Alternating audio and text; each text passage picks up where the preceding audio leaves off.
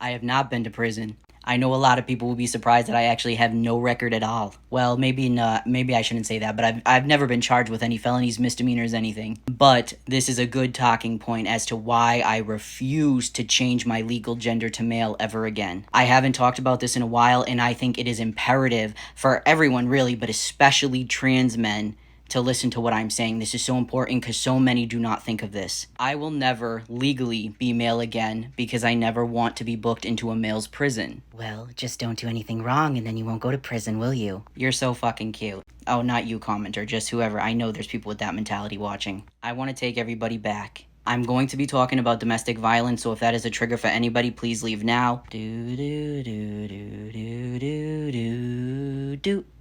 Okay, so moving on. My son's father was extremely abusive. He pled guilty to assaulting me.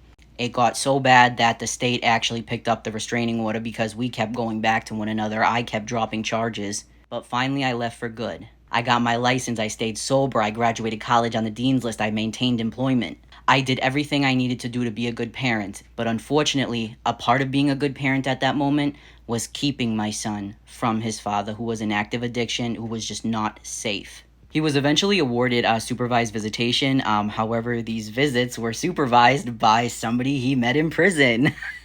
I can't even make this up. Like, I had a good lawyer and everything, and it's beyond me. I still refuse to send my son there. I wasn't gonna allow my son or in a situation. Are you kidding me? No fucking way. No. Every single time that I did not allow my son over there, my son's father took the time to go to the police station, write a statement, then go to the courthouse and attach said statement to a motion of contempt. I was facing 11 contempts. Even though I had no criminal record at that point, things were not looking good for me on paper. I had two options. One, I could agree to enter into a parenting plan that allowed my son's father visitation. All the contempts would be dropped. Or two, I could still keep my son from him and then have to face the contempts, possibly go to prison, and then my son would have one unsafe parent and then one absent parent. Anyone can face jail time, prison time, anyone. People who think they're immune, dead ass wrong.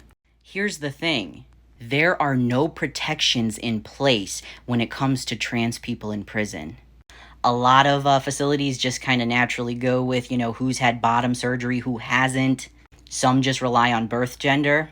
But last time I looked, which was just 2 years ago, there were no protections at all. Officially anyways. Stay safe.